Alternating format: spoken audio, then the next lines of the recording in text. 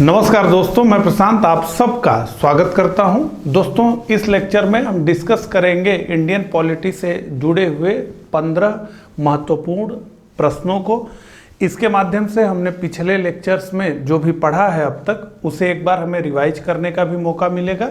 मैं आपको इस लेक्चर के शुरू होने से पहले ही बताना चाहूँगा कि ये जो क्वेश्चंस हैं हमने लिया है जो हमारी यूपी पीसीएस प्रिलिमिनरी एग्जामिनेशन 2020 की टेस्ट सीरीज है उससे। तो एक आइडिया आपको ये भी लग जाएगा कि टेस्ट की हमारी क्वालिटी क्या है, किस प्रकार से क्वेश्चंस का हमने चयन किया है और उसके व्याख्या को किस प्रकार से हमने लिखा है, ये सारी चीज़ें भी आपको समझ में आएंगी। तो इस लेक्चर को शुरू करने से पहले मैं आपको बताना चाहूँगा कि अगर आप ये पूरा लेक्चर देखने के बाद अगर आप हमारे टेस्ट सीरीज से जुड़ना चाहें तो उसके लिए प्रक्रिया ये है कि आपको ज्वाइन पीसीएस 2020 लिख करके 9569194453 या 9506742546 पर व्हाट्सएप करना है ज्वाइन पीसीएस लिख करके। ठीक है, तो चलिए शुरू करते हैं और देखते हैं। तो एक चीज़ मैं बताना चाहूँगा कि ये जो पूरी टेस्ट सीरीज है इसमें क्वेश्चंस जो हैं वो बाइलिंगुअल हैं।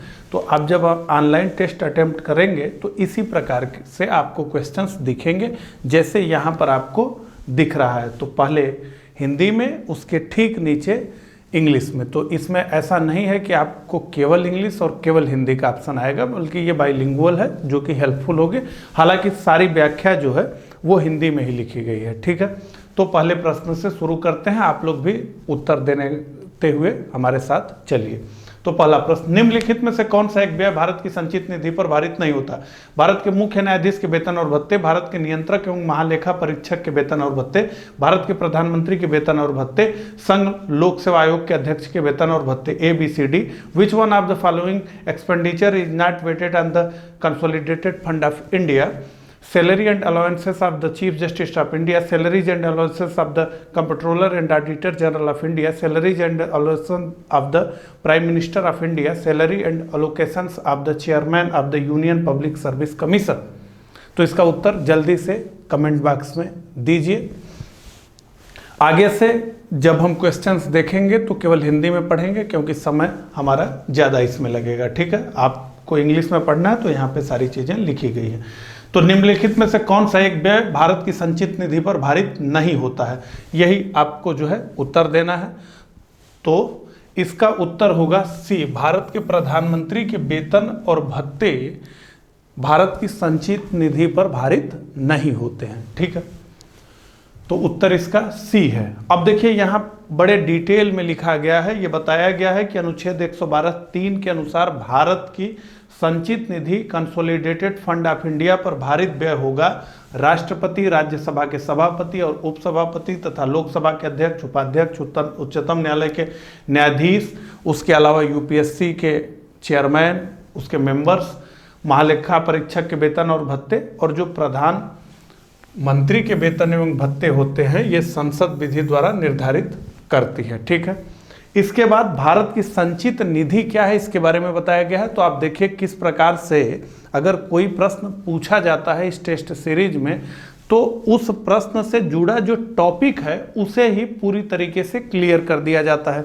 तो यहाँ आप देखें कि भारत की संचित निधि क्या है इसके बारे में, तो अनुच्छेद 266 से संबंधित है और भारत की संचित निधि का उल्लेख संविधान के अनुच्छेद 266 के अंतर्गत किया गया है। एक और निधि आकस्मिकता निधि एवं राज्यों के लिए धन के आवंटन के अतिरिक्त भारत सरकार का राजस्व या उसके द्वारा लिए गए करों आदि से जो भी धन प्राप्त होगा उससे एक संचित निधि बनेगी जिसे भारत की संचित निधि यानी कंसोलिडेटेड फंड ऑफ इंडिया के नाम से जाना जाएगा। अब जो है 114 क्या कहता है? अनुच्छेद 114 कहता है भारतीय संविधान का अनुच्छेद कि भारत की संचित निधि से कोई धन विनियोग विधेयक, ये पॉलिटी में हम लोग डिटेल में पढ़ते हैं, विनियोग विधेयक द्वारा ही निकाला जा सकता है अन्यथा नहीं। ठीक है, तो इसके लिए एक जो है विनियोग विधेयक पास होना चाहिए सदन से। प्रत्येक विनियोग विधेयक क्या होता है? धन विधेयक होता है और इसे धन विधेयक की प्रक्रिया के आधार पर ही पारित किया जाता है और धन विधेयक की परिभाषा अनुच्छेद 110 में दी गई है। अब इसके बाद विनियोग विधेयक क्या है इसकी बात की गई है। इसके अलावा जो है ये सारी चीज़ें तो आप देख रहे हैं कितने डिटेल में इसका जो है उत्तर मिल रहा है। तो एक टॉपिक ही पूरा आपका क्लियर हो जाएगा। अब अगले प्रश्न पर ध्यान देते हैं।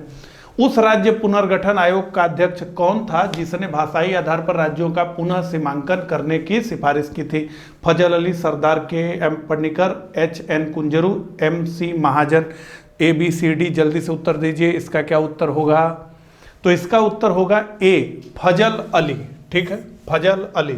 तो देखिए, भारत में आज़ादी से पूर्व से ही राज्य पुनर्गठन का मामला जो है बन रहा था भाषाई आधार पर।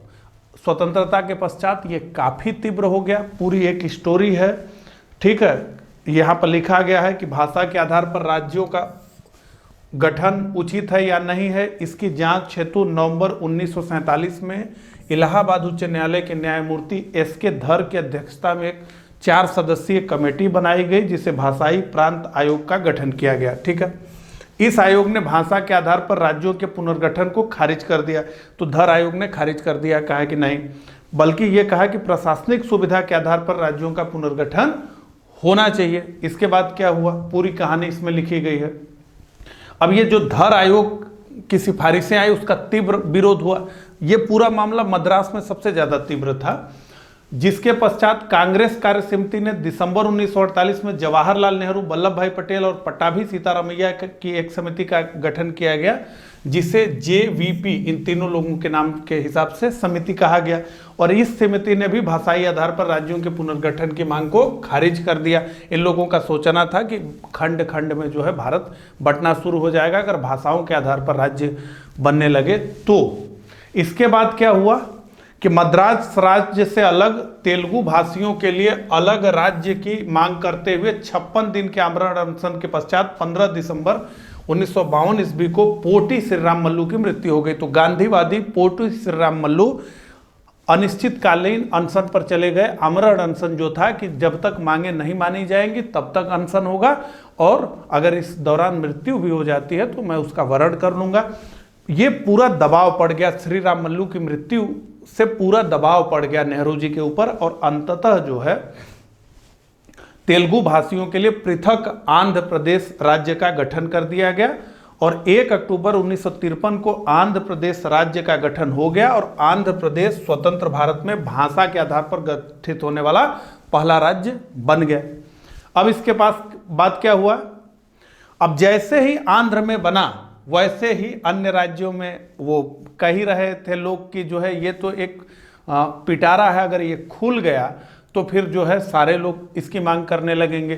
तो अब जगह जगह से भारत के कई हिस्सों से ये आवाज़ उठने लगी कि भाषा के आधार पर राज्य बनाइए। तो अब जो है ये किया गया कि 1953 में फजल अली की अध्यक्षता में राज्य पुनर्गठन आयोग का एक गठन कर दिया गया, और फजल अली के अतिरिक्त इस आयोग में हृदयनाथ कुंजरू और सरदार KM पडिक्कर थे। ठीक है, तो ये क्लियर हो गया। अब जो है इस आयोग की सिफारिश पर अगर आपको याद हो, जिसमें हम महत्वपूर्ण संविधान संशोधनों की बात कर रहे थे पिछले लेक्चर में इंडियन पॉलिटी के, तो उसमें हमने क्या बात किया था कि ये जो राज्य पुनर्गठन आयोग है इसकी सिफारिश पर भारत में ABCD 4 प्रकार के राज्य होते थे भारत में, ABCD।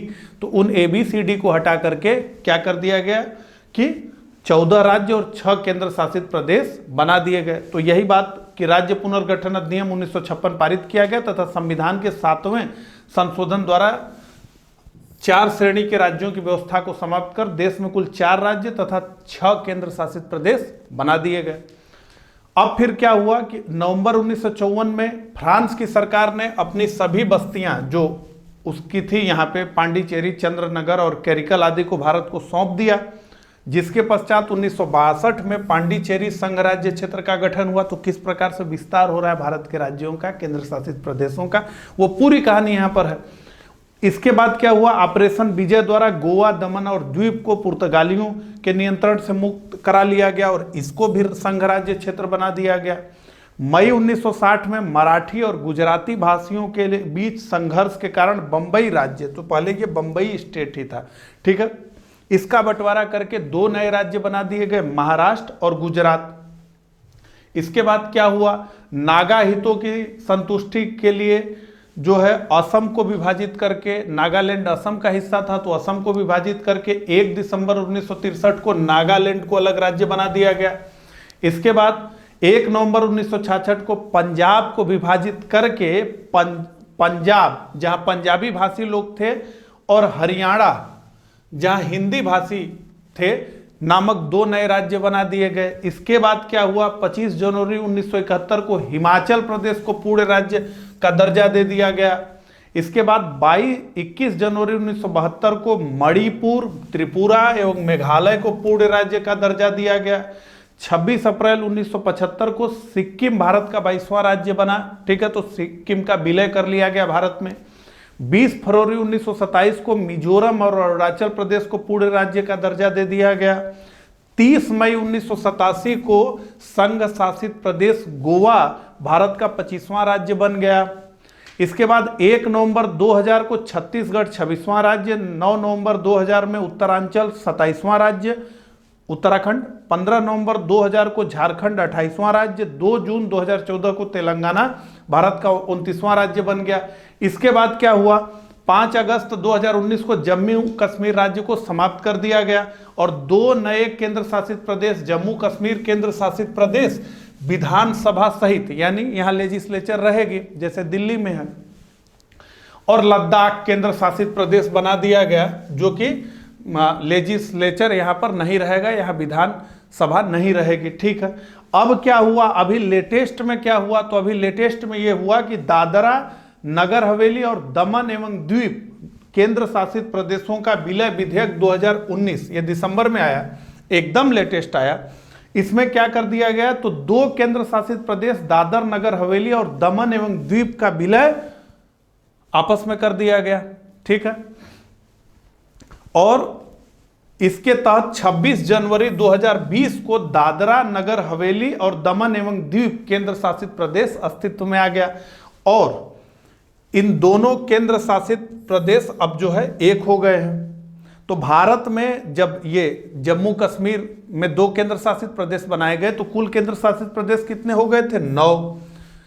अब जो है कुल कितने हो गए, दीव और दादर नगर हवेली के विलय के बाद अब इनकी संख्या 8 हो गई है। नवगठित केंद्र शासित प्रदेश की राजधानी दमन होगी, या ये जो नया बना है, और वर्तमान में कुल 28 राज्य तथा 8 केंद्र शासित प्रदेश हैं, ठीक है, 8 केंद्र शासित प्रदेश हो गए हैं। तो आप देख लें कि ये पूरा का पूरा जो है 2 लेक्चर्स इसमें 40 से 50 मिनट के कंडक्ट होते हैं ये पूरा टॉपिक पढ़ाने के लिए, और सारी चीज़ें जो है इसमें लिखी गई हैं। अब आगे, निम्नलिखित में से किस मुद्दे पर राज्यपाल राष्ट्रपति को सिफारिश कर सकते हैं? ध्यान से प्रश्न को पढ़िए और इसका उत्तर दीजिए। राज्य मंत्रिपरिषद की बर्खास्तगी, उच्च न्यायालय के न्यायाधीशों का निष्कासन, राज्य विधानसभा का विघटन, राज्य में संवैधानिक मशीनरी के भंग होने की घोषणा। कूट की सहायता से सही उत्तर का चयन कीजिए। तो सबसे पहले तो पढ़िए कि पूछा क्या जा रहा है। निम्नलिखित में से किस मुद्दे पर राज्यपाल राष्ट्रपति को सिफारिश कर सकते हैं? तो राज्यपाल की क्या क्या अधिकारिता है ये पूछा जा रहा है। जल्दी से इसका उत्तर जो है बताइए, ठीक है। तो देखिए, राज्य मंत्रिपरिषद की बर्खास्तगी तो राज्यपाल कर ही सकता है। राज्य विधानसभा का विघटन भी यही करता है।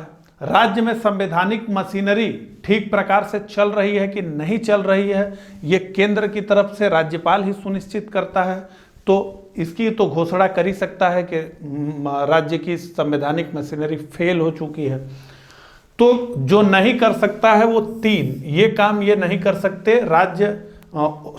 ये 2 नहीं कर सकते, उच्च न्यायालय के न्यायाधीशों का निष्कासन ये नहीं कर सकते, ये अधिकारिता इनके पास नहीं है। भारत में केंद्रीकृत न्यायपालिका है। तो अगर 2 नहीं है तो जिसमें 2 नहीं है वो सही उत्तर है। और अगर हम देखें तो इसमें भी 2 है, सी में भी 2 है, बी में भी 2 है, तो इसका उत्तर है डी, 1, 3 और 4। तो केवल इतना पता हो कि ये अधिकारिता उनके पास नहीं तो इसका उत्तर दिया जा सकता है, ठीक है। तो इसकी व्याख्या देखें तो अब इसमें जो है ये पूरी बात बताई गई है जो मैंने आपको बताया। इसके बाद क्या किया गया है कि राज्यपाल से संबंधित जो अनुच्छेद हैं उनको यहाँ पर लिखा गया है।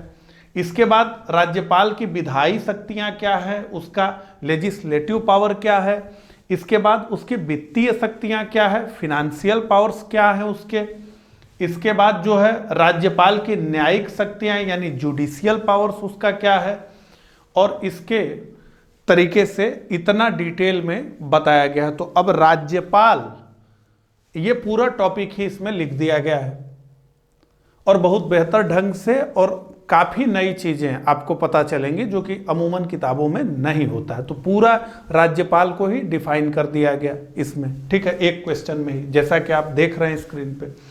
और एक बात और बताना चाहूंगा कि ये पूरा डेमो जो पीसीएस के टेस्ट सीरीज का है वो इस वीडियो के डिस्क्रिप्शन में आपको मिल जाएगा, साथ ही इस वीडियो के कमेंट बॉक्स में भी वो मिल जाएगा, तो आप भी खोल करके देख सकते हैं। अगला, निम्नलिखित में से कौन नीति निदेशक सिद्धांतों में सम्मिलित नहीं है? ए मद्य निषेध, बी समान कार्य हेतु समान वेतन, सूचना का अधिकार, काम का अधिकार। ए बी सी डी, जल्दी से उत्तर दीजिए। तो मद्य निषेध की तो बात की ही गई है, ये गांधीवादी नीति निर्देशक सिद्धांत है। समान कार्य हेतु समान वेतन की भी बात की गई है, पश्चिमी उदारवादी विचार है। उसके अलावा जो है सबको काम का अधिकार हो, ये सब भी बातें की ही गई है। तो निश्चित रूप से सी, सूचना के अधिकार की बात नहीं की गई है। उत्तर देखते हैं सी, ठीक है। तो ये सूचना का अधिकार अनुच्छेद 19 क वाक्य एवं अभिव्यक्ति की स्वतंत्रता के अंतर्गत आता है, न कि नीति निर्देशक सिद्धांतों के।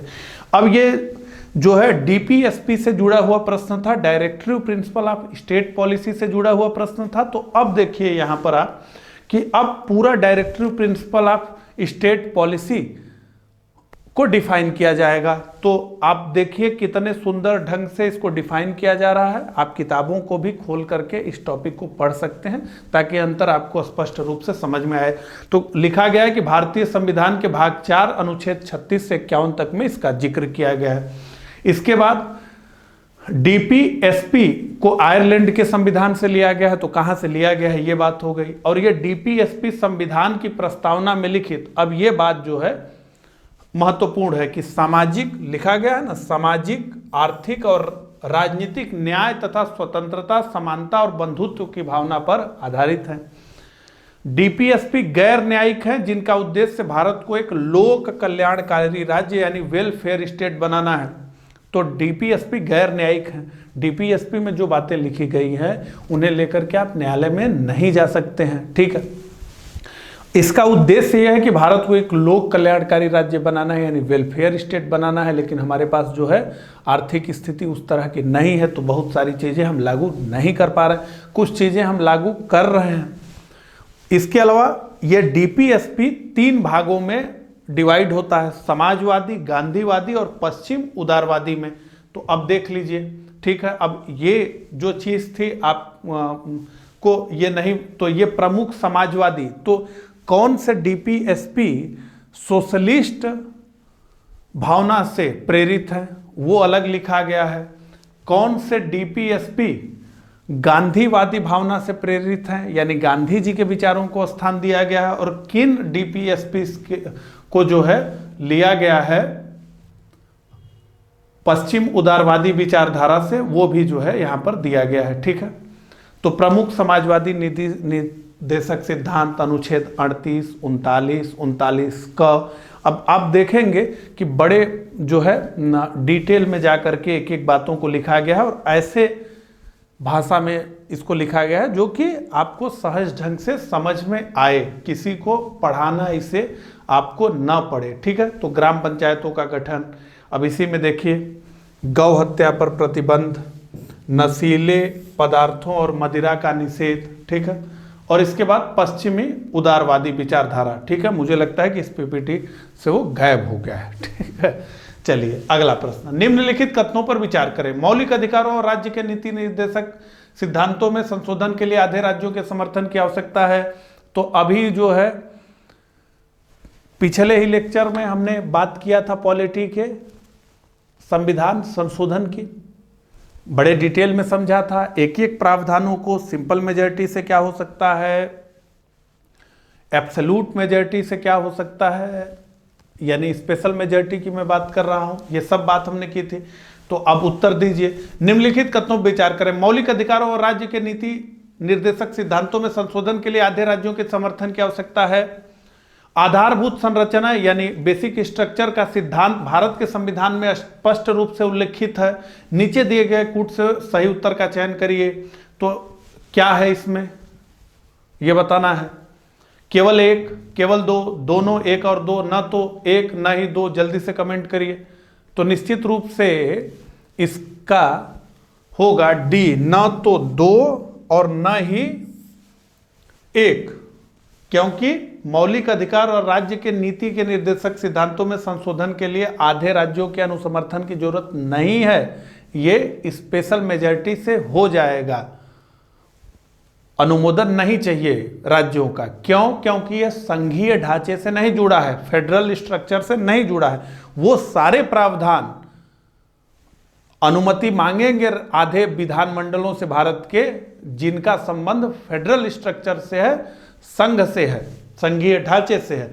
और जैसा कि मैंने आपको बताया था कि आधारभूत ढांचे का सिद्धांत जो है धीरे धीरे इवाल्व हुआ है, ये संविधान में कहीं नहीं लिखा गया है। ठीक है, तो अब देखिए जो है संविधान की आधारभूत या मूल संरचना के बारे में बताया गया है, बेसिक स्ट्रक्चर के बारे में इसमें पूरा बताया गया है। ठीक है, इसके बाद कैसे कैसे ये इवाल्व हुआ उसकी कहानी बताई गई है। और फिर ये संविधान की आधारभूत संरचना से संबंधित सुप्रीम कोर्ट के महत्वपूर्ण निर्णयों को बताया गया। तो इसमें पूरा मामला वो जो कि 13 जो अनुच्छेद है जिसमें विधि शब्द का प्रयोग किया गया है, उसको लेकर के पूरा जो विवाद चला है या जो केसेस चले हैं उन सबका जो है इसमें निचोड़ लिखा गया है। ठीक है, इस प्रकार से जो कि आपके एग्जाम के लिए हो। ठीक है, तो ये पूरी बात हो गई। अब जो है मौलिक अधिकार और नीति निर्देशक सिद्धांतों में अंतर क्या है उसको बताया गया है। तो एक बार इसे देख लेते हैं। तो ये आयरलैंड के संविधान से लिया गया है, यानी नीति निर्देशक सिद्धांत जो है, और ये संयुक्त राज्य अमेरिका के संविधान से लिया गया है। एक अंतर, इसका वर्णन संविधान के भाग 4 में है डीपीएसपी का, और एफआर का वर्णन भाग 3 में है।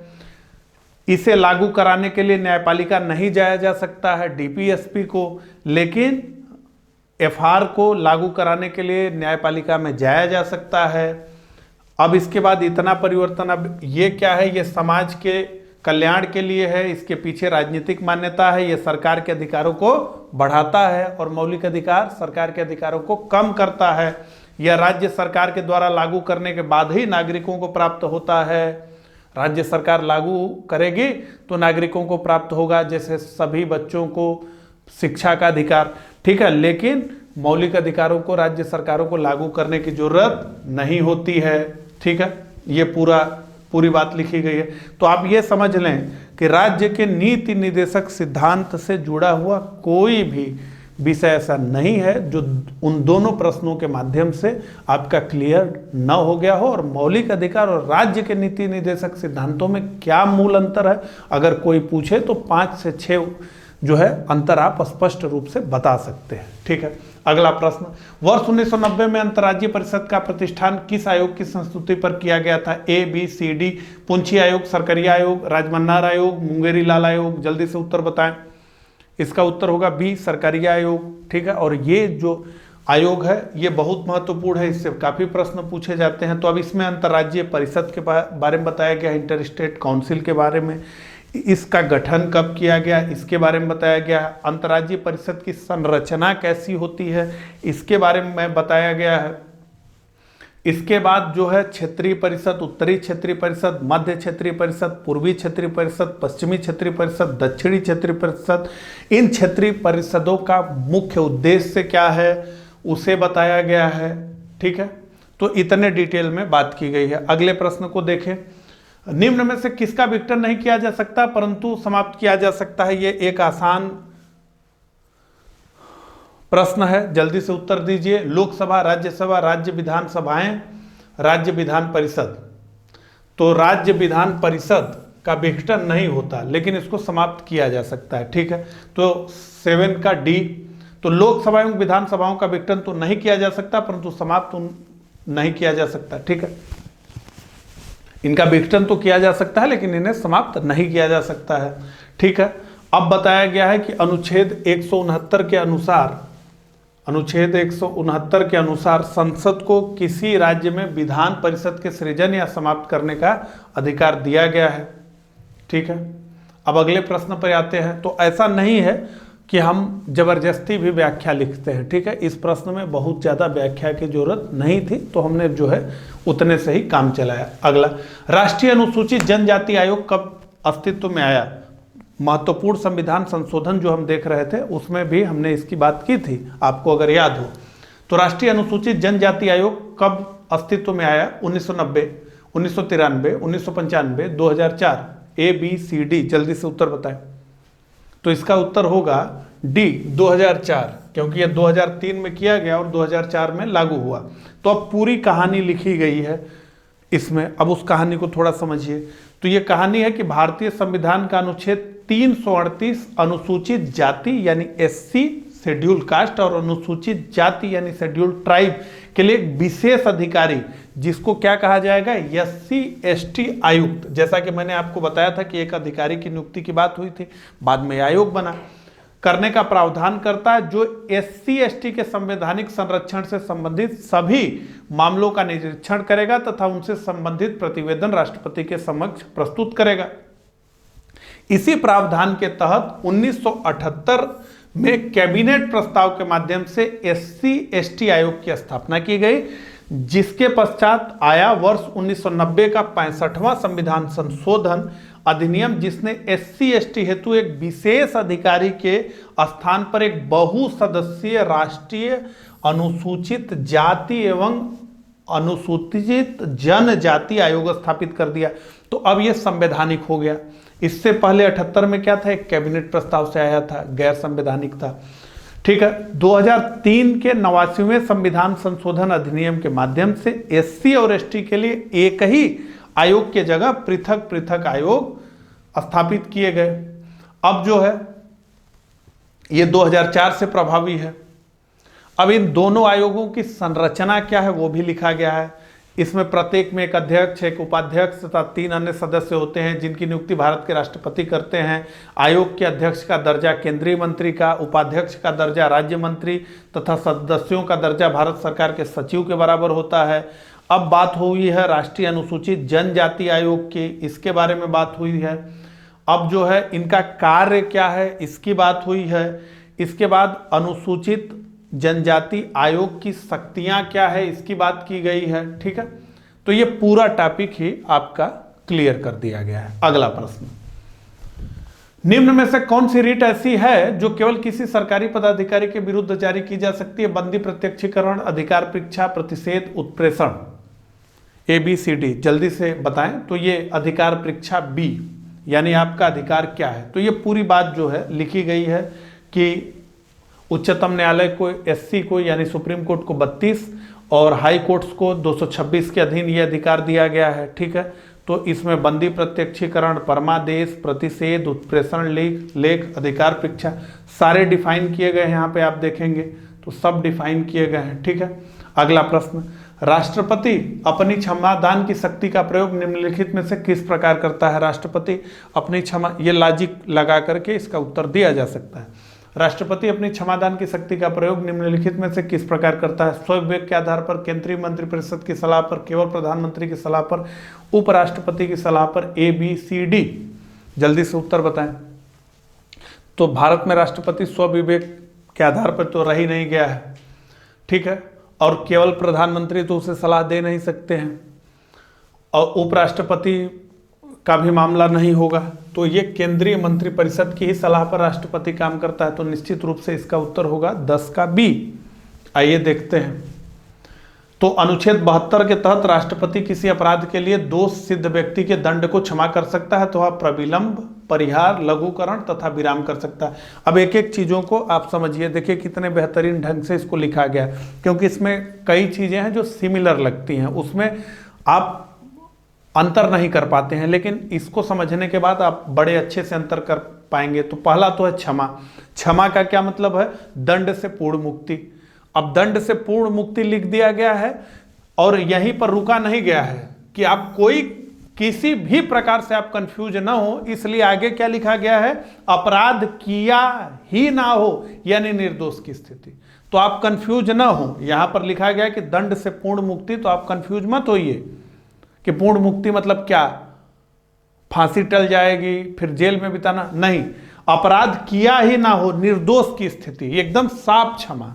अगला, प्रविलंब का क्या मतलब है कि मृत्यु दंड का अस्थायी रूप से निलंबन, अस्थायी रूप से निलंबन। ऐसा क्यों जो है किया जाता है, इसको भी समझ लीजिए कि अस्थायी रूप से निलंबन का क्या मतलब है।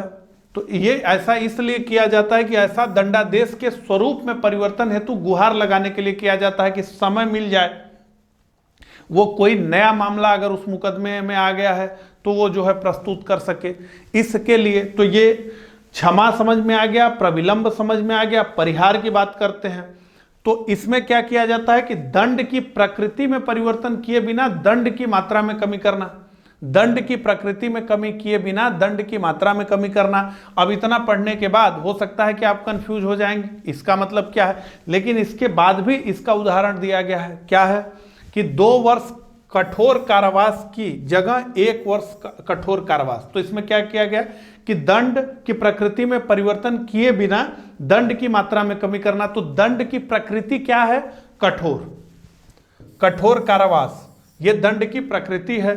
और दंड की मात्रा क्या है, 2 वर्ष। तो क्या कहा जा रहा है कि दंड की प्रकृति में परिवर्तन किए बिना दंड की मात्रा में कमी करना।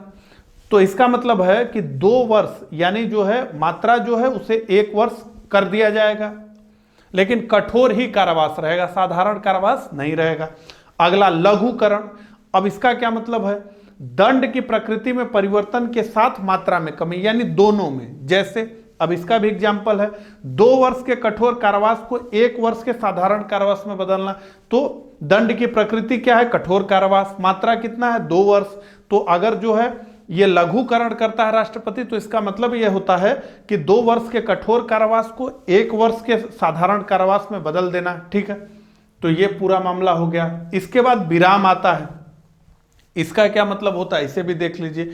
किसी विशेष कारण से दंड की मात्रा को कम करना है, किसी विशेष कारण से दंड की मात्रा को कम करना। इसमें क्या है, गर्भवती महिला के मृत्यु दंड को साधारण दंड में बदलना, गर्भवती महिला के मृत्यु दंड को साधारण दंड में बदलना कि भाई 2 लोगों की आप जान एक बार में ले रहे हैं, वो महिला के पेट में अगर बच्चा है, इस तरह की परिस्थिति। तो आप देखें कि कितनी सहजता से चीजें लिखी गई हैं कि एक बार, नहीं तो आप अगर समझ रहे होंगे तो ये चीजें समझ में आपको नहीं आती रही होंगी, जहां तक मेरा अनुमान है। ठीक है, अब इसके बाद बात राष्ट्रपति की भी हो गई, राज्यपाल को भी ये अधिकार मिला हुआ है, तो उसका क्या अधिकार है ये भी बताया गया है। ठीक है,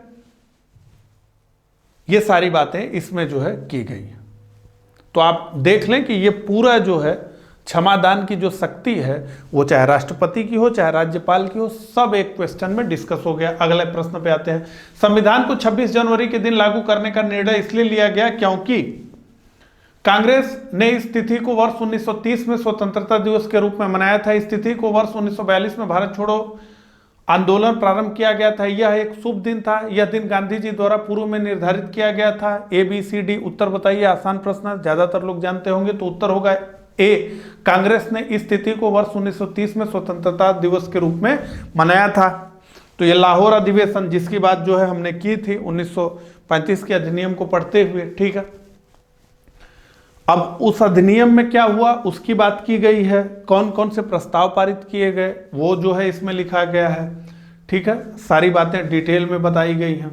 अगला, अब हमने जो है पिछले लेक्चर में 1935 के भारत सरकार अधिनियम को पढ़ा था, अब उससे ही जुड़ा प्रश्न आ गया है। देखिए, 1935 के अधिनियम द्वारा स्थापित संघ में अवशिष्ट शक्तियां, रेसिडुअल पावर्स किसको दी गई। ठीक है, संघीय विधान पालिका को, प्रांतीय विधानमंडल को, गवर्नर जनरल को, प्रांतीय गवर्नरों को। तो अगर आपको याद हो तो मैंने आपको वहां पर जो है बताया था कि दैव शासन व्यवस्था प्रांत से केंद्र में ट्रांसफर कर दी गई, प्रांत में ऑटोनॉमस स्थिति कर दिया गया, ऑटोनॉमी दे दी गई प्रांतों को, लेकिन केंद्र में आ गया। तो केंद्र के जो सब्जेक्ट्स थे 3 हिस्से में डिवाइड हो गए, राज्य, समवर्ती और जो है संघ का विषय।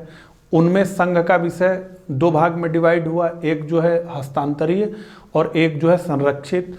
तो हस्तांतरित पर जो है कानून वगैरह बनाने का अधिकार विधानमंडलों को दिया गया, लेकिन जो संरक्षित थे उस पर नहीं दिया गया।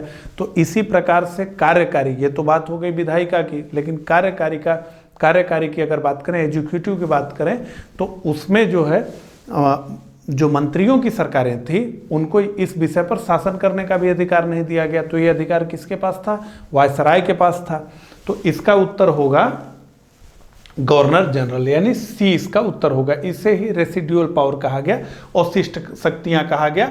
जैसे जिन सब्जेक्ट्स पर विधानमंडल को अधिकार न हो यानी संरक्षित, वही पावर अगर एग्जीक्यूटिव प्रयोग करे तो रेसिडुअल पावर। ठीक है, तो ये पूरी बात इसमें जो है बताई गई है। अब आप पढ़े हैं तो देखिए 1935 का भारत शासन या सरकार अधिनियम के प्रमुख प्रावधान, इसमें सब लिखा गया है। जितना हमने उस लेक्चर में नहीं पढ़ा था उससे ज़्यादा ही यहाँ पर लिख दिया गया है। ठीक है, एक एक बातें लिखी गई हैं। अब अगले प्रश्न पर आइए। राष्ट्रीय अल्पसंख्यक विकास और वित्त निगम NMDFC के संबंध में निम्नलिखित कथनों पर विचार करें। यह कंपनी अधिनियम 1956 के तहत स्थापित लाभकारी कंपनी है। यह वित्त मंत्रालय के तत्वाधान में काम करती है। उपरोक्त कथनों पर विचार कर सही कूट का चयन करें। केवल एक सत्य, दोनों एक, केवल दो सत्य, दोनों एक और दो सत्य, न तो एक न ही दो सत्य। ABCD, जल्दी से उत्तर बताइए। आप पढ़ते भी चलिए, जल्दी से उत्तर बताइए। तो इसका उत्तर होगा D। ये एक मुश्किल प्रश्न है। ठीक है, न तो एक न ही दो, देखते हैं तो D है। तो ये जो राष्ट्रीय अल्पसंख्यक विकास एवं वित्त निगम है, इसका निगमीकरण 30 सितंबर 1994 को कंपनी अधिनियम 1956 की धारा 25 के तहत लाभ निरपेक्ष कंपनी के रूप में किया गया है, यानी गैर लाभकारी कंपनी के। यहाँ क्या लिखा गया है? यह कंपनी अधिनियम 1956 के तहत स्थापित लाभकारी कंपनी। तो लाभकारी कंपनी नहीं है, जो है गैर लाभकारी है। ठीक है, इसके बाद राष्ट्रीय अल्पसंख्यक अधिनियम 1992 में परिभाषित अल्पसंख्यक के विकास के लिए यह निगम राष्ट्रीय स्तर की शीर्ष संस्था के रूप में कार्य करता है। अतः राष्ट्रीय अल्पसंख्यक विकास और वित्त निगम कंपनी अधिनियम 1956 के तहत लाभकारी कंपनी नहीं है, और ये जो है अल्पसंख्यक मामलों के मंत्रालय के अधीन आता है। ठीक है, इसके अधीन नहीं आता है। यहाँ पे देखें, यह वित्त मंत्रालय के अधीन नहीं काम करता है। ठीक है, तो ये इसकी बात की गई है। अब आगे बढ़ते हैं।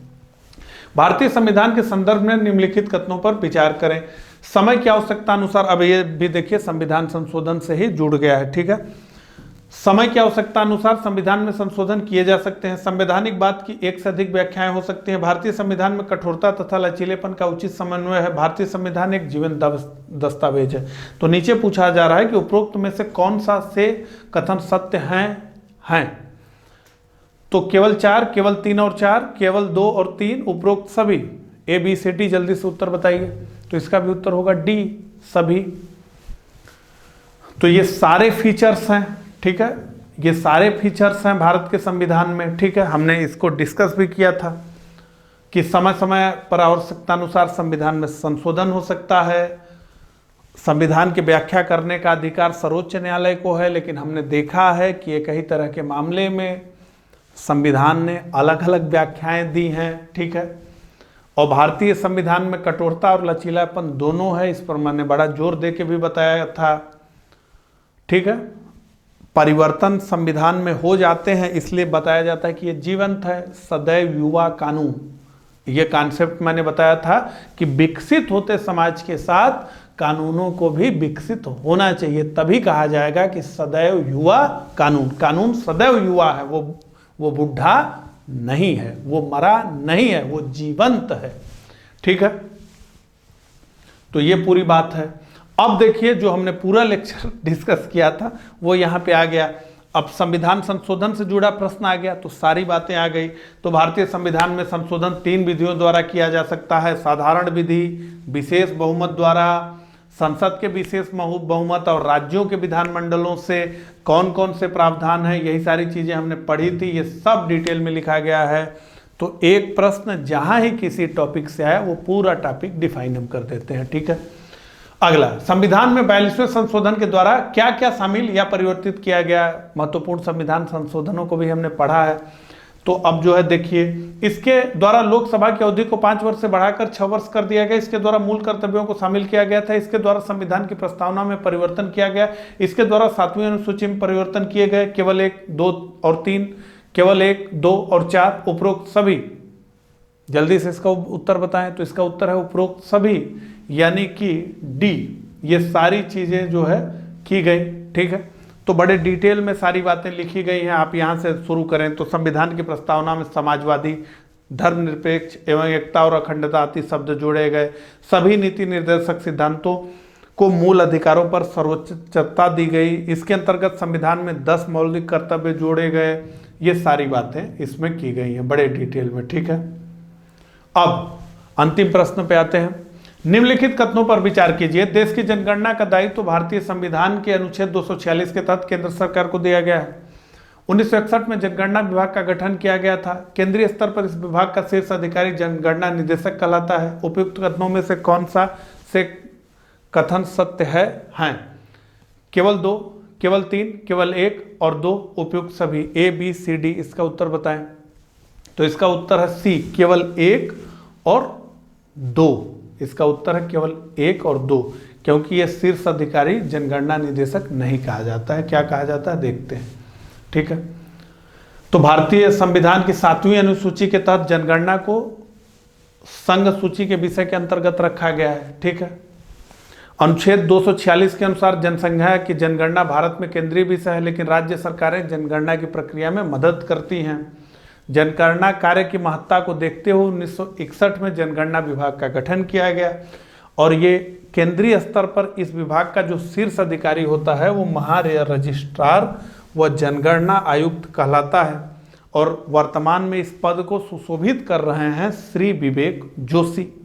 ठीक है, तो ये पूरा जनगणना से संबंधित। तो इस प्रकार से आपने देखा।